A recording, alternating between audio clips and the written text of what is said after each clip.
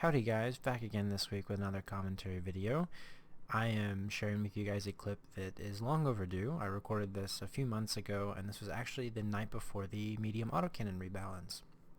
Now, I was very happy with this change. It really gave medium autocannons just a little nudge in the right direction without making them too strong or attracting too much attention, I think. And I had been using medium autocannons before this patch quite extensively, so I was very pleased to have just a little bit of a buff.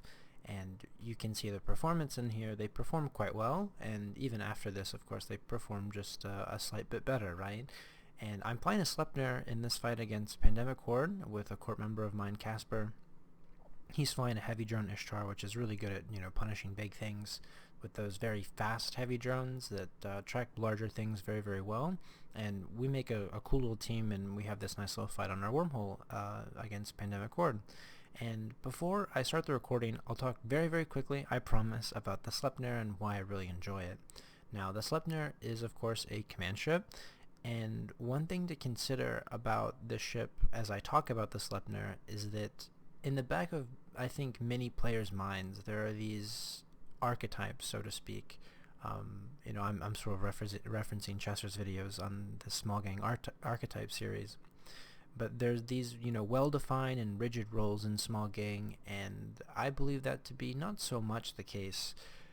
There are many examples in the Sleipnir in particular of blended roles in Small Gang, and how exactly ships can be good at several different things and cover a few different bases in fleet.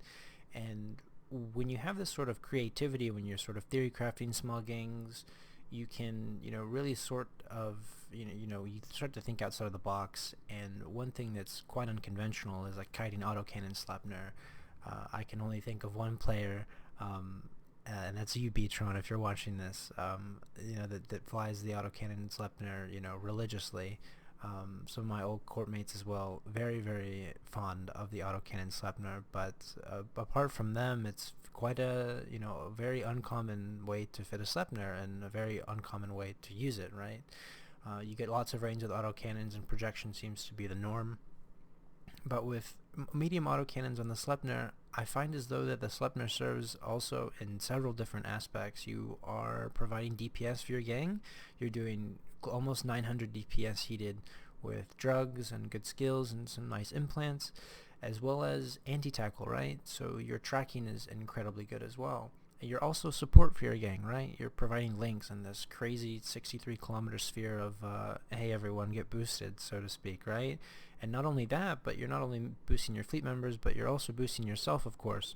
I think that goes without saying, but you have this nice ranged web to keep either things at bay and within your fall off, so you can track as you're burning away, or you can even chase things down, because the Sleipnir is incredibly fast, and you'll see that used to a great degree here in this clip. So when you're considering your ships to fly in Small Gang, or perhaps you're theory crafting on your own, always be creative, because you'll find that, like I mentioned, they're blended roles in Small Gang, right? This Sleipnir, for instance, is a great example of that. But ships that are, good DPS can also be good anti-tackle, and, ships that are, there's just so many examples of this, but this Sleipnir really showcases that quite well. And so that being said, let's go ahead and see how it performs.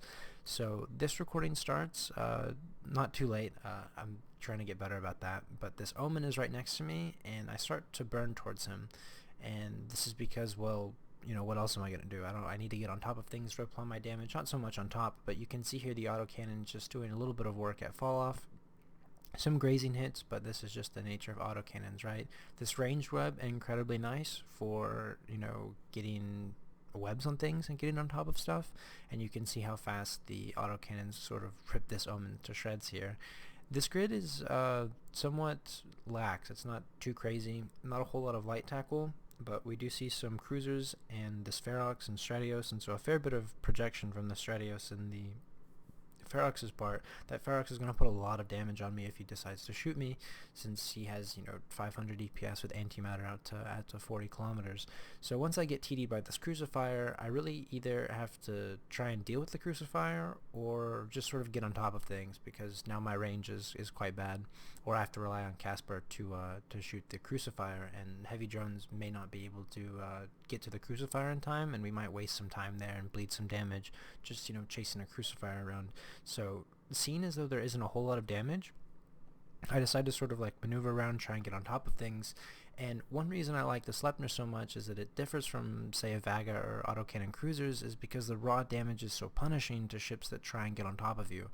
And you also have this additional measurement of control, in addition to some, more tank that the Vagabond doesn't have. For instance, my Vaga doesn't have an invuln, it doesn't have a web, and it certainly doesn't have 900 DPS, right? So in this case, you can see how incredibly punishing it is for ships that approach my Sleipnir and, are webbed at 23 kilometers.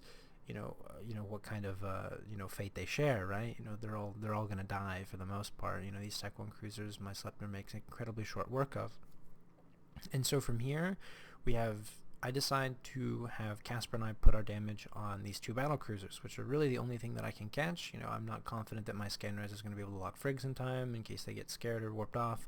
So we manage here to point this Gnosis and Ferox. We split some damage here, and I think I switched my point to the Ferox. Casper's burning around a bit, and so we make sure to communicate our point switching there, and I decided to put my damage on the Ferox since his drones won't have to travel and my damage is instantaneous. So not the best play by any means. I should have probably had my damage on the Ferox to begin with, but seeing as the Gnosis is buffer fit, it's just an EHP thing, right? And I don't see him doing too much DPS to me, and we make, again, short work of these battle cruisers, especially with the heavy drone Ishtar. And so a fantastic tank, the Sleipnir is a fantastic tank, and you can see that going to work here. Very resilient to just sort of taking a beating at range, and you're able to trade very, very well with these autocannons, getting into range with that fast speed. And just as I'm saying this, of course, a Legion decloaks on Casper, and this is where we sort of see the strength of the Sleipnir's ranged web, not just defensively, but offensively here. I'm a very fast battle cruiser, almost going 3k a second here, incredibly quick, and here's when I get on top of this Legion. Now, this isn't something I would be performing in a Vagabond, right? Perhaps it goes without saying that a command ship has more damage than a heavy assault cruiser, but you can see how aggressive you can be in the Sleipnir and how incredibly punishing it is for things to be on top of you. That's almost where you want them to be if you're not hard cutting away and you're scared of things like Loki's, for instance. But with this in mind, when you have all that damage consolidated, if I were to be RD fit and I whiff a shot, that's like half my DPS gone instantaneously, like over some time interval, right? And so from here, that Legion dies incredibly fast. The selectable damage, I think, is a really underrated part of autocannons that people sort of neglect or don't really acknowledge. But here, again, some more ranged web action and just autocannons just tearing Tech 1 cruisers to shreds. These volleys are quite crazy. So, just the raw damage of the Sleipnir is very, very good. And here, in a few moments, we'll see a really sort of interesting decision of mine that I make. And this speaks more to just knowing your grid and seeing what you're up against, because as I'm on my ASB reload and I'm entering armor, I notice that the only thing that's doing damage to me is the Stratios, right? And there's two other frigates on field, and I know that I take the risk, right? I think it's worth it. I take the risk that going towards the Stratios is going to net me a kill, and I can live off my hull HP and my armor HP just long enough to kill the Stratios. So I choose to do that. Risky play, but I love risky plays. They're really cool to pull off, and I don't like leaving from a fight. I love fighting. Everyone should love fighting, right? So here again, you see Sleipnir's incredibly fast, getting on top of targets. But I think most of all, I just, in small numbers like this and really sort of micro gang and duo setups, the autocannon Sleipnir is very strong at being self-sufficient at peeling light tackle because it tracks so incredibly well. It has fantastic fall off, which I think is an underrated sort of range spec. It has incredible tank, it has a ranged web, it provides links for your gang. I really just enjoy the ship overall, and I think this fight would have been, yeah, I think it would have been different had it been already fit, you know, a few missed shots. The Sleipnir isn't so agile, right? So you're really not able to transmatch or correct your positioning to give you favorable tracking since you aren't tracking bonused. And so for that reason, I think in very small numbers and with very little support, the autocannon Sleipnir really shines. And despite the better projection of a Artie Sleipnir, just the raw damage that you have with a autocannon Sleipnir really sort of blows an Artie Sleipnir out of the water. The fast rate of fire is excellent, and it's just a very fun ship to fly overall. Again, really unconventional, and ever since I trained into it, I've been a big fan, to say the least. So yeah, not a really intricate commentary for you guys. I guess we're cleaning up this Gnosis here. I totally forgot about that. I didn't expect it to come back, but round twos are always appreciated. But really showing you guys just another cool fight, right? I think this is my last commentary I showed you guys just for the sake of showing you guys a cool fight and sort of talking over it.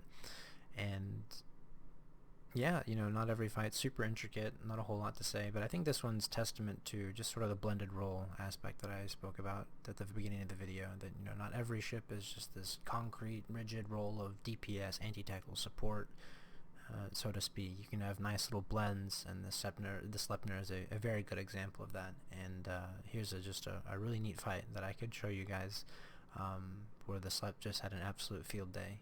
Very fun fight. Thanks to Horde for bringing this sort of thing. I think it was late in the night, so not a whole lot of activity going on, but definitely a very manageable fleet. And I hope the members of Horde had fun, because Casper and I surely did. It was a fight that we often reference to each other, back and forth, sort of inside jokes. But it was a fight we really enjoyed, and so we talk about it quite a lot. And so without talking too much, that is the end of this recording. Thank you guys so much for watching. If you guys like this one, if you guys like the 80% playback speed again, let me know in the comments. I'll keep doing that. I think just in recording it turned out very nicely. I really like this sort of 80% speed. It gives me a lot of time to talk, and you guys aren't bored watching a still frame, right? So let me know in the comments. Like this video if you enjoyed my commentary, and as always, I will see you on the next one.